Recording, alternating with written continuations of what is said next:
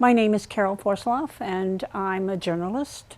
I edit a newspaper in Natchitoches, Louisiana, which is in the north central part of the state. In the article, I indicated that people knew that the levees might give way, and indicated, that maybe there was some culpability of the citizenry. I didn't say that, but I had wondered why people would remain in a city that they knew had risks. And what I found out was, in fact, that the people didn't know that the levees would break. I realized that the mistake I'd made was a serious one. It was not a simple one. If the people didn't know the levees would break, that meant that insurance, for example, would be more forthcoming. There might be more compassion from people. There would be less blame for the people. It makes a lot of difference in how people will look at New Orleans and the people who live here. The people of New Orleans were told that as a serious storm came, that the waters might go over the top of the levees, especially if they went to a Category 4 or 5. The levees were built for at least a Category 3 back in after Hurricane Betsy. So people expected that they would hold for a Category 3, and if there was a problem, it would be because they were overtopped as opposed to breaking. The Congress is the body that allocates funds for the maintenance of the levees and provides the funds for the Army Corps of Engineers. So when we're looking at blame, we need to look at the way the government handled the maintenance and the initial construction of the levees. They were done with the cheapest materials. There was a lot of cost saving and delays in decisions about funding. So the engineers were left with the least desirable materials. And then they also saved money on whom they hired. They didn't hire the top rung of engineers. They hired the middle to lower quartile of engineers. So that meant that those who built and maintained the levees had less ability or less expertise than one would find among the top level engineers.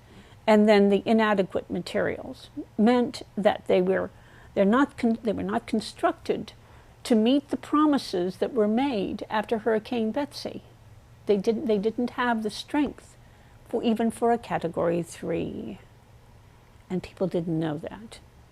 They felt they would be secure. Before, I think I'd been like others and was trying to sort out where the responsibility might be. And I began to think about, after reading a number of books and interviewing people. One of the books underlined that on the Saturday before the hurricane hit, when the area was labeled a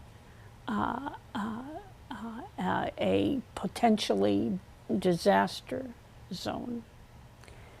At the time that announcement was made by President Bush, technically he became in charge, you see.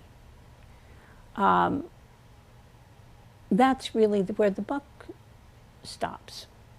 So if you're running a corporation, you need to know something of the demographics. If you're a president of the United States and a hurricane is coming to the coast, you need to know the kind of people who are going to be impacted. If you know that nearly a quarter of the population are older people and poor people, your planning should take that into consideration. You know a hurricane is coming, and what do you know about poor people? They may not have transportation, older people will not be able to move as fast, and you'll plan accordingly, and you'll intervene quickly. You'll say, I need ways of getting the people out of the city that don't have ways to get out. I need to plan for the helpless and the poor, and I need to do that fast. I need to take responsibility. After I read everything, I said to myself, where the buck stopped didn't take responsibility. This was a man on vacation who stayed on vacation. This was a grievous fault. We were all swept up in that in some way, because I too, at the last, they knew they were partly at fault. But it stands to reason that if you know something will break, if you knew that the levees would break as opposed to overtop, then you're going to be very serious about leaving. Your city officials, your state officials would be more serious about getting people out. But they didn't know.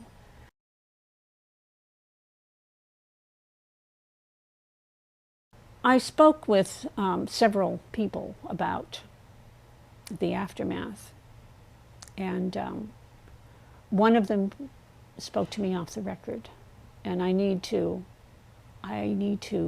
keep his confidences. He said that someone had gone to his university and intimated that he needed to be quiet and stand back. He asked me to do some research myself to validate whether or not it looked like that. I also spoke with Dr. Van Heerden. He told me that someone had come out of the Vice Chancellor's office and had told him to be quiet, not to speak to the media, not to be involved. Given what happened this week, and given the fact that Dr. Van Heerden was